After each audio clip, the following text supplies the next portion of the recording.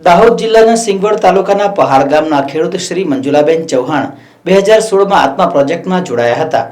ત્યારબાદ તેઓ વિવિધ સ્થળોએ પ્રાકૃતિક ખેતીની તાલીમ લીધી હતી।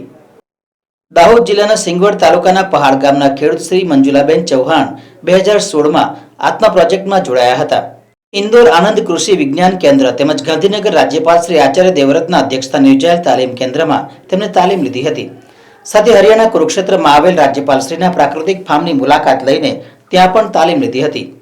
સુભાષ પાલેકરજીની અધ્યક્ષતા હેઠળ યોજાયેલ તાલીમ સહિતની 20થી વધુ જગ્યાએ તાલીમ લીધા બાદ મંજુલાબેને પ્રાકૃતિક ખેતીની શરૂઆત કરી હતી। તેઓ પ્રાકૃતિક ખેતીમાં એટલા મહેનતુ અને પ્રગતિશીલ છે કે આત્મા પ્રોજેક્ટ દ્વારા તેમને 8થી વધુ એવોર્ડ આપીને સન્માનિત કરવામાં આવ્યા હતા। સાથે જ રાજ્યપાલશ્રી દ્વારા પણ સન્માનપત્ર આપીને સન્માન કરવામાં આવ્યું હતું। પ્રાકૃતિક ખેતીમાં તેમના ખેતરમાં 150થી વધુ આંબાનું વાવેતર કરેલું છે, 25 જેટલા ફણસના ઝાડનું વાવેતર કરેલું છે, 500 જેટલા દેશી શાક, 10 લાલ ચંદન સહિત જામફળી, લીંબુ, ચીકુ, સફરજન જેવા ફળફળાદીના વૃક્ષોનું પણ વાવેતર કર્યું છે। સાથે શેરડી, ગલગોટા, રતાળા, સુરણ, સફેદ હળદર, લાલ હળદર, આંબા હળદર, મરચા, રીંગણ, ગવાર, ભીંડા સહિતની ખેતી કરે છે। ખેડૂત શ્રી મંજુલાબેન ચૌહાણ સાથે વાત કરતા તેઓએ જણાવ્યું હતું કે 2016માં આત્મા પ્રોજેક્ટમાં જોડાયા બાદ તેમણે પ્રાકૃતિક ખેતી વિશે જાણવા માટે વિવિધ જગ્યાએ તાલીમ લીધી હતી। તાલીમ દરમિયાન જાતે આયામો બનાવ્યા હતા। અનુભવ મેળવ્યા બાદ તેમના ખેતરમાં પ્રાકૃતિક ખેતીની શરૂઆત કરી હતી।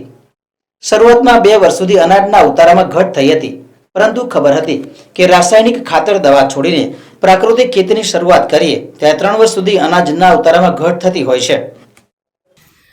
જય ગૌ માતા। મારું નામ ચૌહાણ મંજુલાબેન રમેશભાઈ છે। ગામ પહાડ છે, તાલુકો સિંગવડ છે, જિલ્લો દાહોદ છે। હું 2018થી પ્રાકૃતિક ખેતી કરું છું।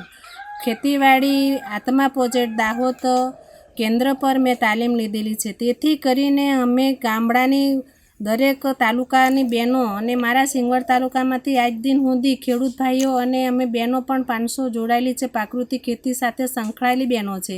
પ્રાકૃતિક ખેતી કેમ કરવી પડે છે? આપણા જે નવા રોગો પેદા થાય છે એના માટે કરીને રાસાયણિક ખાતરો બંધ કરો અને પ્રાકૃતિક ખેતી કરો। જીવામૃત, બીજામૃત, ઘનજીવામૃત, આચ્છાદન, વાફસા, મિશ્ર પાકથી ખેતી કરો છો કરીએ અને કરવું પડશે। આ ખેતી કરીશું તો આપણો બચાવ થશે, નહીં તો આપણા બાળકોને ઘણું નુકસાન થશે। આપણા ઢોર પશુને દૂધ ખાઈએ છીએ એમાં પણ આપણે ચારા સાથે ઘાસ નાખીએ છીએ, એ પણ આપણે ઝેર નાખીએ છીએ, આપણા બાળકને ઝેર ખવડાવીએ છીએ। તેથી કરીને આપણે પ્રાકૃતિક ખેતી કરવું જ પડશે। હું દરેક ખેડૂતોને હાથ જોડીને કહું છું કે પ્રાકૃતિક ખેતી તરફ વળવું પડશે અને નમ્ર વિનંતી કરું છું કે પ્રાકૃતિક ખેડૂત દાહોદ જિલ્લાના ખેડૂત દરેક કરે એવી હું આશા રાખું છું। જય ગૌ માતા।